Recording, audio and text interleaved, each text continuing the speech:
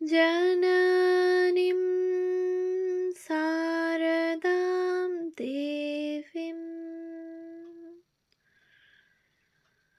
रामकृष्णं जगद्गुरुं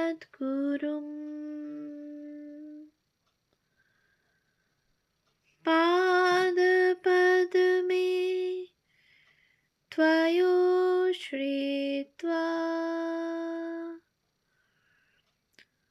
प्रणमामि মুহুর্মুহু।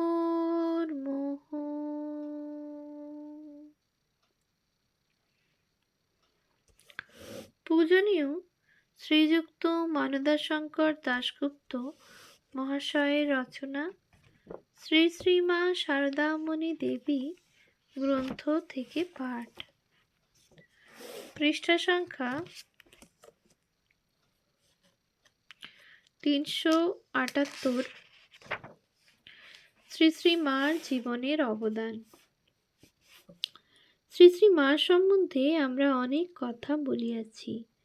এক এক স্থলে এমন ভাবও প্রকাশ করিয়াছি যে আমরা তাহাকে মাপিয়া জুখিয়া ঠিক করিয়া ফেলিয়াছি, আর জানিবার বুঝিবার মতো তেমন কিছু নাই। কিন্তু বাস্তবিক অবস্থা ঠিক তাহাই নয়, বরং তাহার বিপরীত। মার সম্বন্ধে আমরা খুব অল্পই বলিতে পারিয়াছি। তাহার সম্বন্ধীয় যে সকল কথা বা ঘটনা উল্লেখ করিয়া আমরা বলিয়াছি, হ্যাঁ, এই তিনি, এই তাঁর মতামত বা উপদেশ, তাহারই সঙ্গে একটি ছোট না যোগ করিতে না পারায় আমাদের ওই বুঝাই বেশ একটা ভুল বা ত্রুটি রহিয়া গিয়াছে। এত বড় ও অমেয় তিনি, এরূপ বিশ্বব্যাপী তাহার সহানুভূতি যে তাহাকে কিছু হইতে বাদ দিয়া কিছুতে সীমাবদ্ধ রাখিয়া কোনো কথা বলিলে তাহা তাহার সম্বন্ধে খণ্ড সত্য হইতে পারে, কিন্তু পূর্ণ সত্য নহে।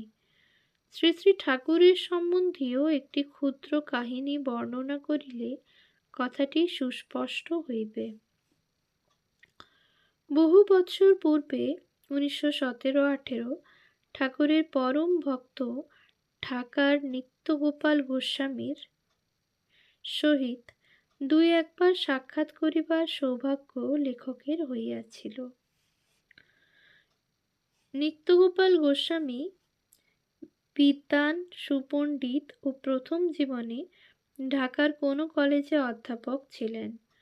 পরে ঠাকুরের কৃপা লাভ করিয়া গভীর তপস্যায় রত হন ও অভীষ্ট সিদ্ধি লাভ করেন। ঠাকুরের চিকিৎসার্থ কলকাতায় আসিয়া বলরাম বাবুর বাড়িতে একদিন ইহার বুকে পা রাখিয়া অনেকক্ষণ সমাধিস্থ হইয়াছিলেন। ঘটনাটি পূজনীয় শরৎ মহারাজের শ্রী শ্রী রামকৃষ্ণ লীলা প্রসঙ্গে বর্ণিত আছে। দিব্যভাব ৩০৩ থেকে ৩০৪ পৃষ্ঠা। গোস্বামী মহাশয়ের কথা শ্রী শ্রী রামকৃষ্ণ পুঁথিতেও পাওয়া যায়, ৩৮০ থেকে ৩৮২ পৃষ্ঠা।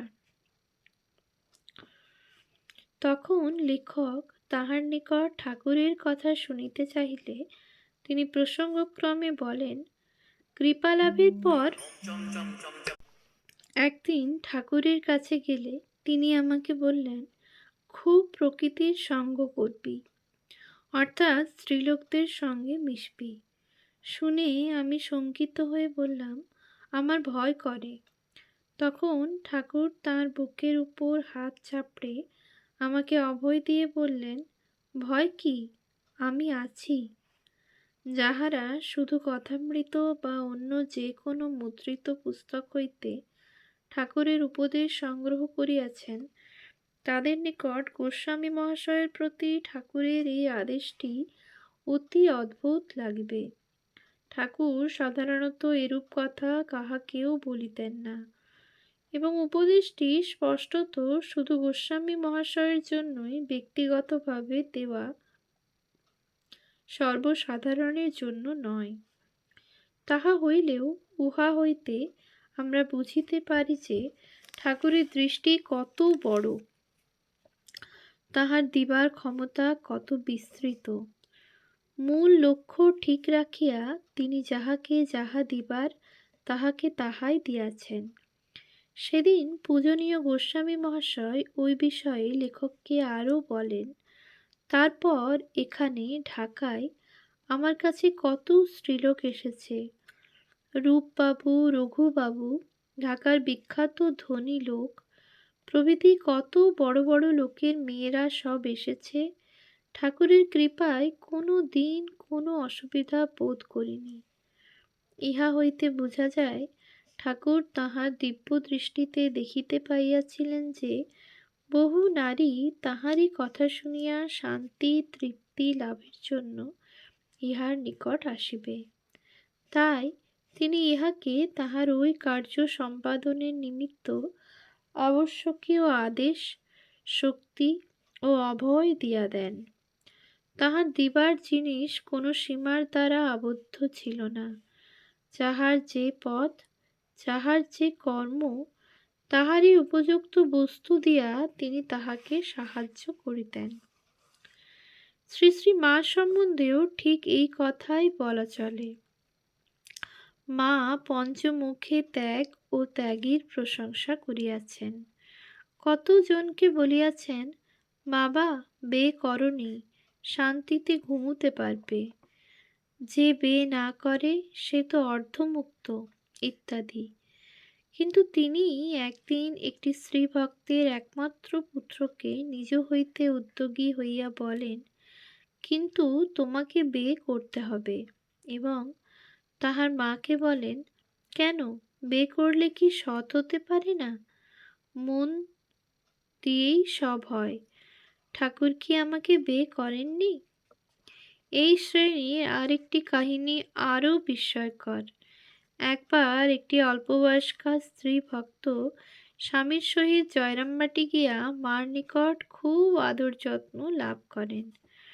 তখন তিনি একদিন একান্তে মার কাছে প্রার্থনা করেন, মা, আশীর্বাদ করো আমাদের যেন আর ছেলেপিলে না হয়, আমাদের ভোগ লালসা একেবারে কাটিয়ে দাও।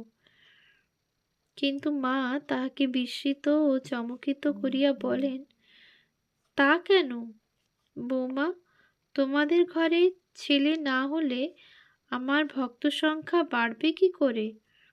এইরূপ মার কোনো কোনো উক্তি দর্শাইয়া কেহ কেহ সিদ্ধান্ত করিয়াছেন যে মা ত্যাগীদের অধিক ভালোবাসিতেন।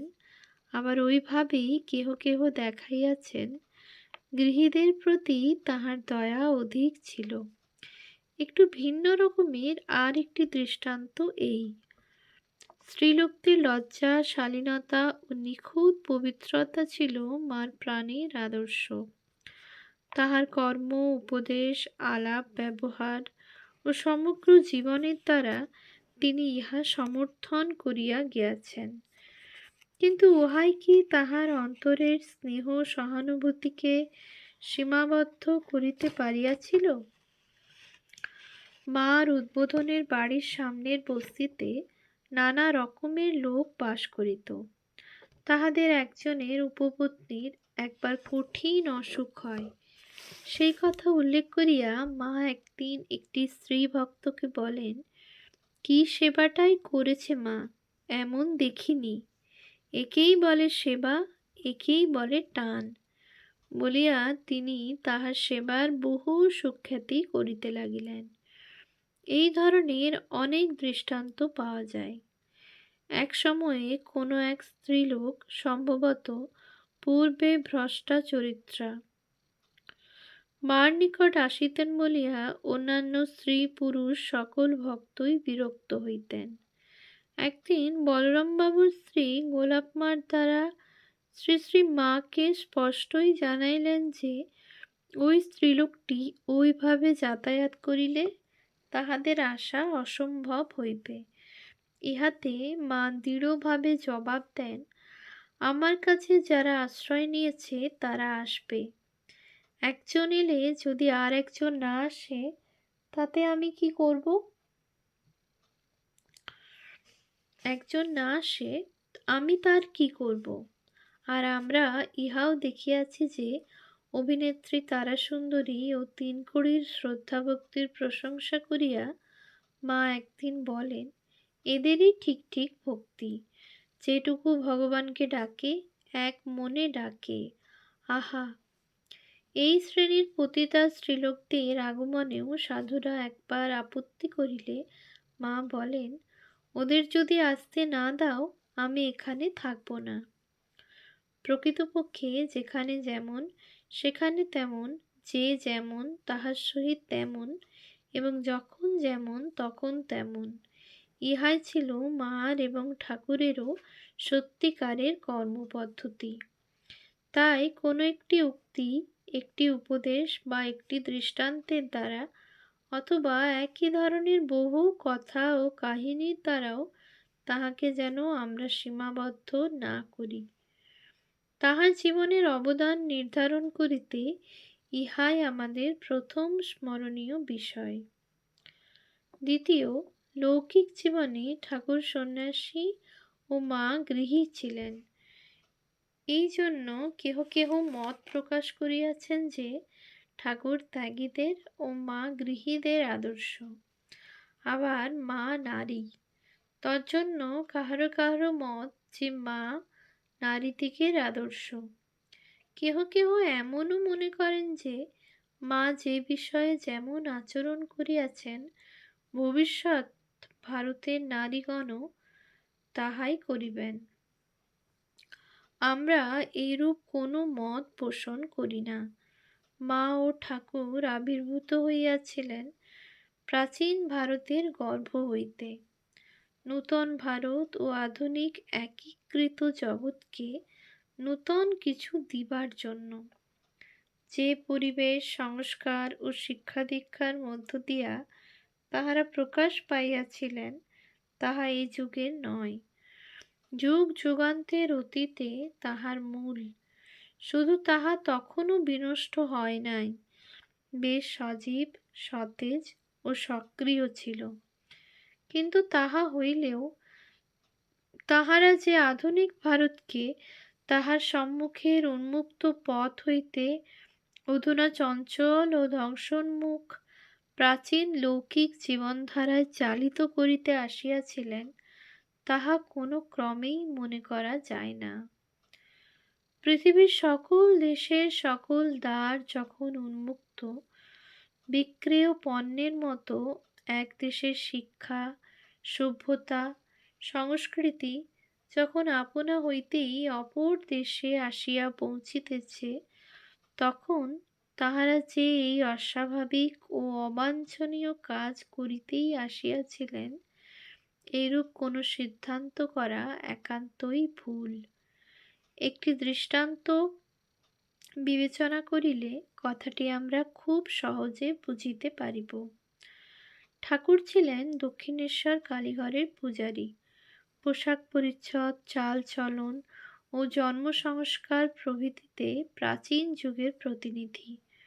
নরেন্দ্রনাথ স্বামী বিবেকানন্দ ছিলেন ঠিক তাহার বিপরীত। কর্ম, চিন্তা, হাবভাব ও সব কিছুতেই আধুনিক।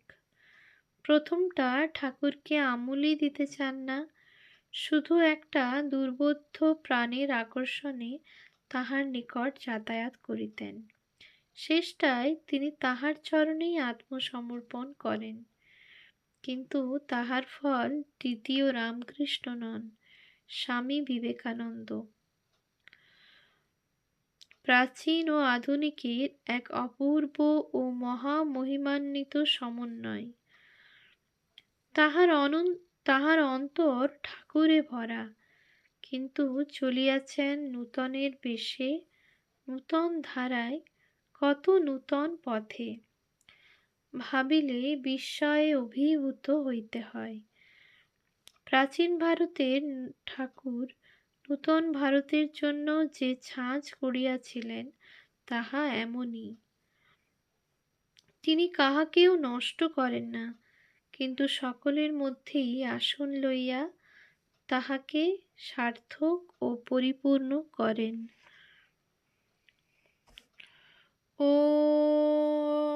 শান্তি শান্তি শান্তিः। হরিः ওম তৎসৎ। শ্রীরামকৃষ্ণার